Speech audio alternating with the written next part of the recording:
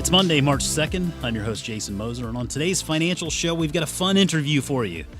Jim McKelvey is the author of The Innovation Stack, Building an Unbeatable Business One Crazy Idea at a Time, which is available now for pre-order wherever books are sold. Jim's also the co-founder of a little company some of you may have heard of, Square. Yes, that's right, the payments company. Recently, Matt Frankel and I had the good fortune to speak with Jim about what led him to write The Innovation Stack, his experiences in Square's very early days, business lessons from Dr. Seuss, and a whole lot more. We hope you enjoy our conversation. All right, so we are here with Jim McKelvey, who is the co-founder of Square. Jim, thanks for joining us today. Good morning, Jason. Good morning, Matt. Good morning. You were here, first of all, you just wrote a book called The Innovation Stack, Building an Unbeatable Business One Crazy Idea at a Time. So the first question on my mind is, what is the Innovation Stack? It's this thing I sort of stumbled over trying to answer a question that had bothered me for 2 years. And the question that bothered me is, why was Square still alive? We had something happen to us in our fourth year that almost always kills or eliminates small companies, which is Amazon. Yeah. Amazon came in, copied our product, undercut our price, and offered a bunch of stuff that we didn't have. And people thought that Square was going to go the way of diapers.com or 50 other companies that Amazon's tried this too. And somehow we survived. And I was really happy that we didn't perish, but I was also really confused because I could never find another example of a company having survived a direct attack from Amazon while they were a startup. You know, like Netflix is okay, but startups don't survive a direct assault from Amazon. And so I went on this basically a research quest looking for any other company that this had happened to. And though I couldn't find any other companies that had survived an attack by Amazon, looking back in history, I saw a bunch of parallels from centuries ago up until recently. And they all shared this thing that I called an innovation stack. So there was this process that I saw, and when I saw that, I was like, "Oh crap! I guess I got to write about this." Nobody else had described it, and writing is really difficult, but I just had to do it. So that's why there's a book. What were some of the big challenges in your early days with Square? I mean, the more you dig into the payments industry, the more confusing it becomes, right? That value chain is not exactly the easiest thing to connect all the dots in. But what were some of the bigger challenges beyond Amazon that you all faced in Square's early days? So one of the things you just mentioned, which is that the payment system, especially in the credit card world, is extremely confusing. And that's not an accident. It turns out that the confusion allows the vendors in that system to hide a lot of complexity and tricks. So for instance, when I was a small merchant and processing credit cards, some guy in a necktie would show up in my studio every 2 or 3 years. And he'd say, "What are you paying for credit cards?" And I'd say, "Well, I don't know." And he'd say, "Well, give me your statements and I'll tell you." And so he'd come back a couple of days later and he'd say, "Guess what? I can save you money. You just need to sign a 3-year contract with us." So I would. And this went on about 3 cycles until I realized that there was always a new guy in a necktie, and the deal was never what he said it was going to be. It would always be some sort of bait and switch. And the reason they could do that was that my contract was 42 pages of 6-point type.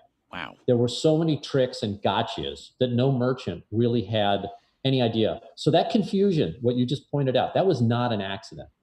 But then as we started to get into it, what Square was doing was trying to enable credit card payment for very, very small merchants, in some cases individuals. And in order to do that, we had to build an entirely new system, because none of the banks, none of the processors were capable of handling transactions with our type of clients. So Square had to stand up this completely different system and then figure out some way to connect it to the existing rails so that we could actually get people paid. Yeah, it's interesting you say that, because I did spend a couple of years working at a bank, and I had some exposure to the merchant solutions side of the business. So speaking to your point on contractual obligations that were pretty much impossible to fully understand because of the documents. I saw that firsthand at the bank, and that was kind of what opened my eyes to how confusing the space was. But when you look at that confusion, it does feel like we talk about one of the bigger risks in this space being regulation. How do you feel about the regulatory environment here in the payment space? You feel like this is something that's still, going to face some serious change as far as regulations go, or is it more or less kind of resilient to that? Well, I mean, look, regulation is good, and by the way, I am technically a bank regulator now. I mean, I'm the deputy chair of the Fed in St. Louis, so I did I read that, literally I did read oversee that. and am not allowed to own stocks in banking entities that the Fed regulates. So I see it from that perspective. I also see it from this perspective of, as a small business person who, has to deal with all this stuff, and then as somebody who's built systems for payments and am regulated. So I'm on both sides of that equation. And what I'd say is this: look, you absolutely need regulation when it comes to moving money. You absolutely need rules, and better that they be consistent rules, and better that they be thoughtful rules, because we want a level playing field. We want all the players to be able to compete. In the case of the credit card world, what we discovered was that many of these regulations were not federal or sort of government regulations. They were industry practices. They were things that banks were doing, sometimes just out of spite. And I have some great stories from the head of payments from Walmart about how the banks were abusing Walmart. Now, at the time, Walmart was the biggest retailer in the world, and the banks are still slapping Walmart around. So if you can imagine how powerful an industry has to be in order to abuse Walmart, just imagine what they can do to startups. So a lot of this regulation falls into this category of just sort of unnecessary rulemaking, which is it's almost like a built-in bias in the system. And the bias is, when we started, were strongly against small merchants. And so Square made a 11-year effort and counting to create systems on behalf of small businesses, so that they can compete on level playing fields. I feel like the big payments companies could have done this, 10, 15 years ago if they really wanted to. But it feels like they were a little complacent in terms of technology. Do you think that's kind of been a big edge for Square and others who have really innovated in the payments industry, that the big banks have just really been complacent over the years when it comes to embracing small businesses? Possibly. Although I don't think it was complacency necessarily. I think it was just the inertia that they had. They were making so much money doing what they were doing that there was no reason to expand the market. And by the way, when we started, they didn't think the market existed. And by the way, neither did we. So I'm not going to tell you that Jack and I were, prescient and were able to foresee what would happen. And as a matter of fact, we made a bet the second day in business that we would, celebrate in a year our success or failure, because we literally did not know. You didn't see it getting to, No.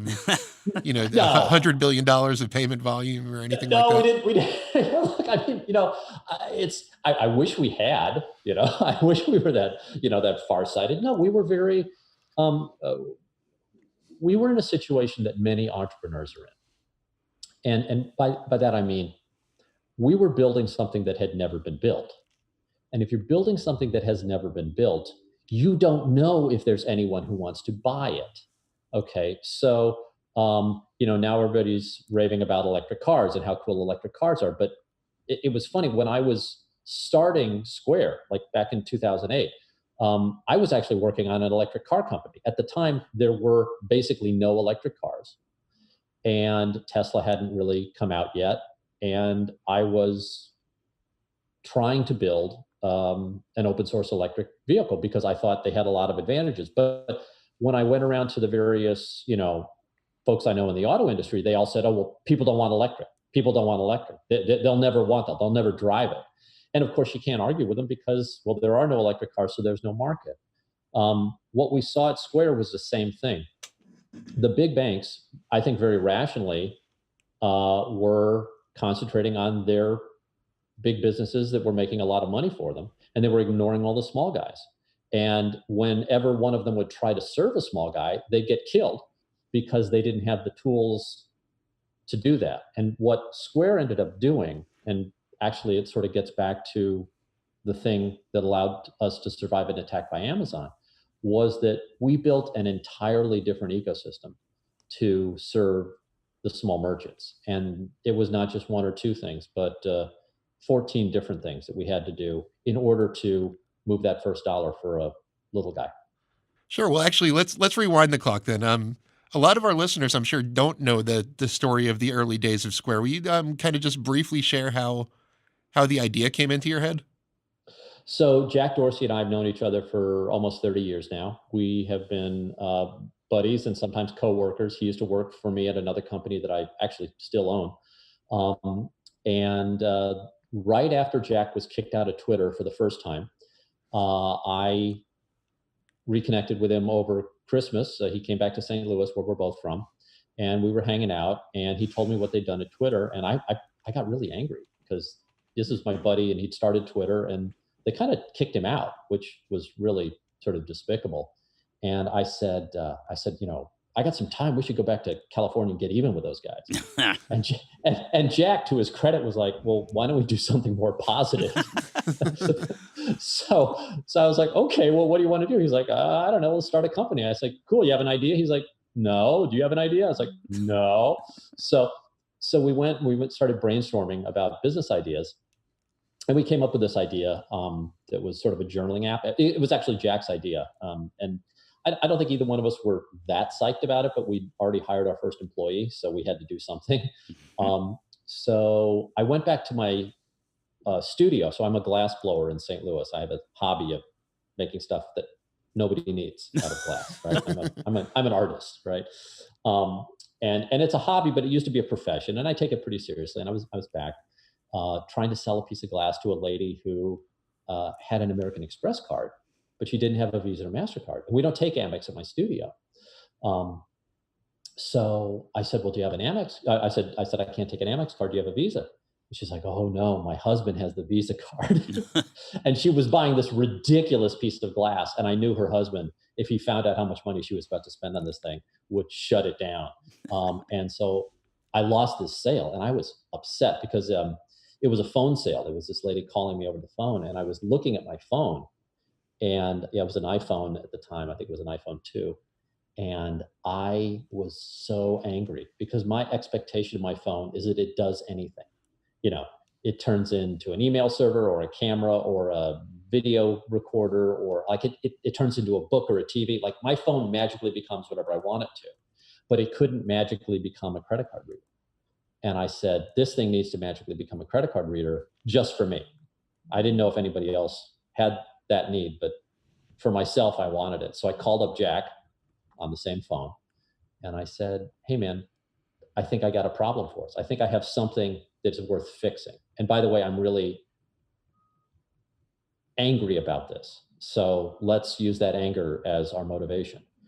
So Jack, thought about it a couple of days, and then he agreed that would be a really cool direction for the company. Largely because there had been no innovation in payments for 10 years. Like the previous sort of innovative burst in payments was PayPal, but that was 10 years prior to Square. So we thought it was a good time to get into an industry that nobody else had touched. Fintech wasn't a thing at the time. And, we were just coming out of a recession. So talent was plentiful. Office space was free. I mean, it was a good time to start a business. Like the depth of a recession, that's a good time to hit the gas. Good time to buy stocks too, we found. Definitely. And so since you're the artist out of you and Jack, I'm assuming you're the one who came up with the design for the original Square reader, because it is like a piece of art almost. Well, Jack's got his artistic side too. So I wouldn't say I'm the only one, but I'm the guy who makes stuff. I'm the builder. I'm the physical builder. So yes, I designed and built the early Square readers and designed the electronics and built the case and came up with the proportions and then physically made them. I mean, the other thing is these were not just subcontracted to some other company. Like I went to my studio and I, got a Bridgeport mill and a bunch of lucite, and I started milling out the components, in a little sweatshop operation. Yeah, that was me.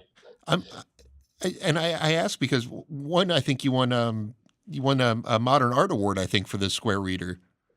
Well, it wasn't. I mean, so the Museum of Modern Art featured the Square Reader in a show, and the Smithsonian also did. So, ironically, after as a guy who's been making glass art for 25 years, I get into MoMA on a little piece of plastic. So, you know, But irony. There you go.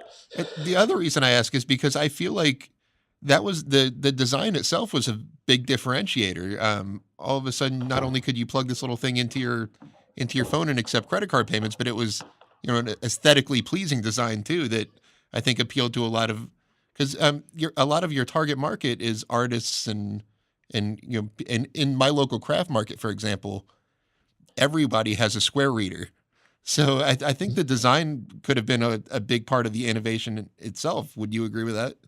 I think the design was, and I'll tell you a funny story. I purposely designed a reader that didn't work particularly well.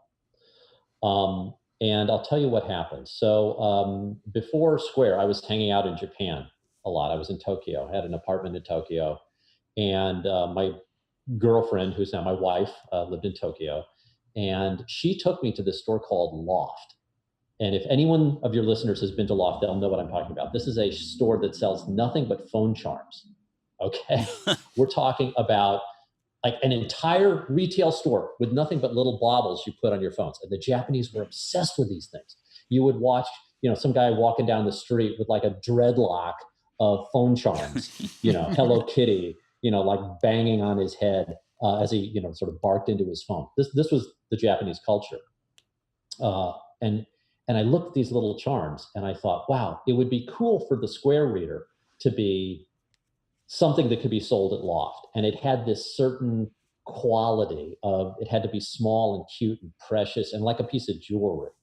So when I built the Square Reader, I tried to make it really small and cute. But the problem with that was that the credit card would wobble as you tried to swipe it through because the track wasn't long enough for it to be a stable movement. So the way to fix this was to make the track about 2.5 inches long, and then the card wouldn't wobble and the read would be correct. But the problem with that was it wasn't interesting. So I built two readers. I built a small reader, which is the one as the Square Reader, and then I built a large reader, which worked better. It worked way better. But when I test them, I noticed that people who used the big reader were sort of ho-hum about it. But people who used the small reader were just blown away. They couldn't believe something so small would read a credit card. And what happened, I think this really helped the company because people would have to practice their credit card swipes. And once they learned how to do it, they would show off, right? So now I've got people practicing my product, okay, paying attention to my product, and then showing their friends how good they are and teasing their friends who can't do it. Like it became this thing to learn how to do. It was so much attention on this little company. And of course, once you have that attention, it's not just, on the card reading. They would think about Square. They would think about how our system was free, how the pricing was fair, how we'd get them the money 3 days before anybody else would, how we allowed them to leave at any time without a contract. I mean, they would think about all the stuff that we were trying to tell them. And that moment when they were playing with that little toy that we gave them was a precious moment for getting attention on what was a new idea. So I want to pivot here for a second, kind of going back to the challenge from Amazon in the early days and just generally, I mean, how difficult it is to start a business and to really gain traction and get to the point where Square is today. You have an interesting business philosophy, I guess, or you've learned a little bit along the way from Dr. Seuss and the Sneetches in particular. I read that, Jim, okay, and I thought it was really cool. I enjoyed it. For all of our listeners out there who don't know what I'm talking about, tell our listeners what is the business lesson you got from Dr. Seuss that's still serving you today? Oh, so the business lesson from Dr. Seuss was from the Sneetches, Okay. To the star belly sneeches had stars upon their bellies, and the plain bellied sneeches didn't. And the star bellies were cool, and the plains were not. Okay. So then this business person, Sylvester McMonkey McBean, shows up on the beach with his star on machine, and he stamps stars on the starless sneeches for $3. And then so now they can't differentiate the sneeches. So the sneeches with stars go onto Sylvester's star off machine, and they have their stars removed, and then chaos ensues. It's a great book. But the critical thing that happened to me when I was a little kid, I was so uncool. Okay? I was this skinny, geeky little kid. My parents, my dad was a teacher. Like we weren't cool. Okay, and I was really desperate to fit in. And I remember that feeling. And I remember reading the Sneetches and thinking how stupid it was for these Sneetches to be stamping stars on their bellies and then having them removed. And it somehow dawned on me at some point to just like not try to fit in that hard. Like I like from a very early age, I gave up being cool. And if this was a video, like if we were doing this on video, you would look at me, you would go, "Oh yeah, you're continuing the trend today." Well, why do you think we're doing? I mean, you could say the same about us. That's why we focus on podcasts and less on video. Yeah, have a face for radio. Yeah, I've been exactly. Look, here's the thing about entrepreneurship, okay, and why I think the Sneetches were. I think the Sneetches is a business book, but for the following reason: what I do is not business.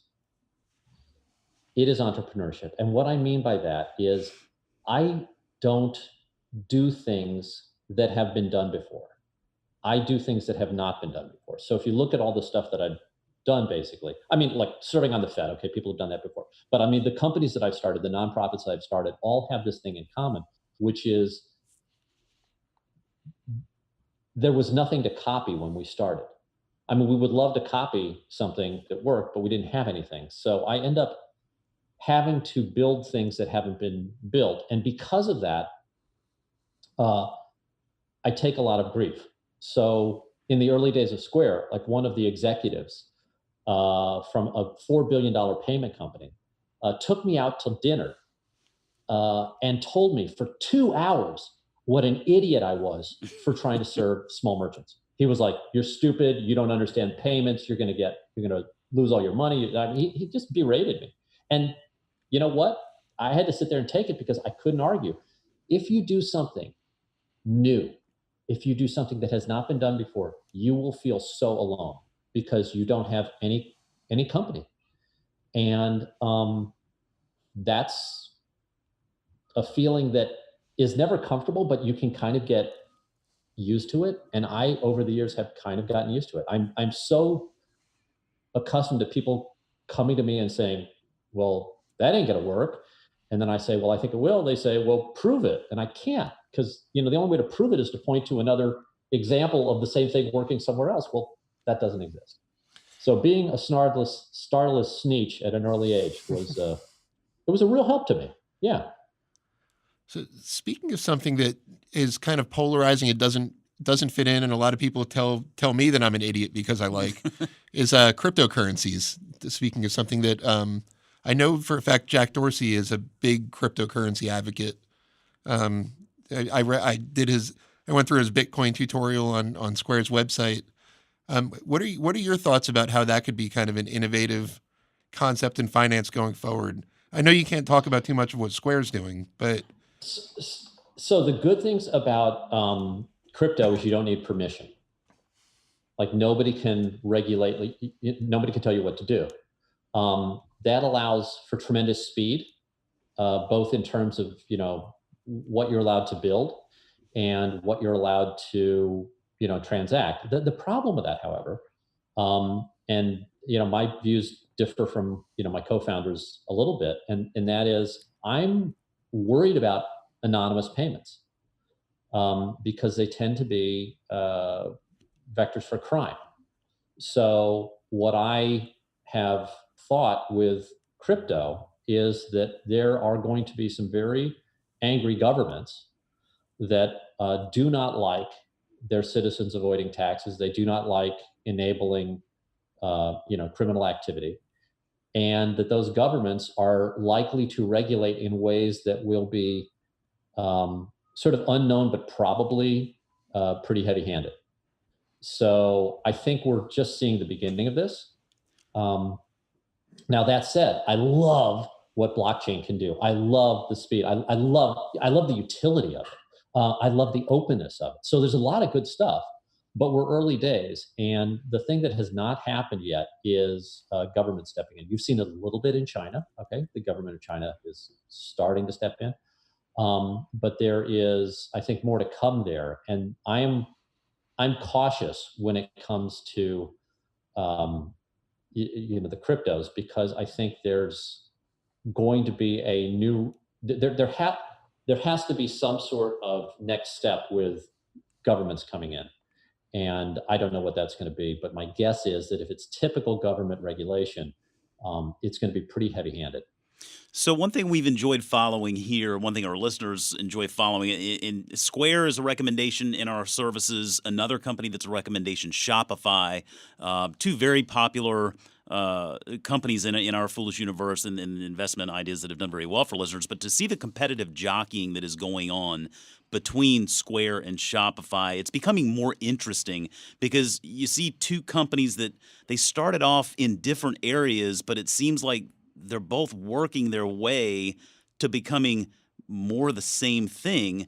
Square starting off on the payments hardware and software sides, Shopify starting out really helping people build websites, focusing on that small business customer again. But now you're seeing Shopify making more efforts into hardware, point of sales, and trying to become a little bit more what Square's like. And Square, trying to become a little bit more what Shopify is like. I think that Weebly acquisition was something along those lines as well. But I wonder if you could speak at all to the competitive jockeying that goes on between companies like Shopify and Square as they become more alike.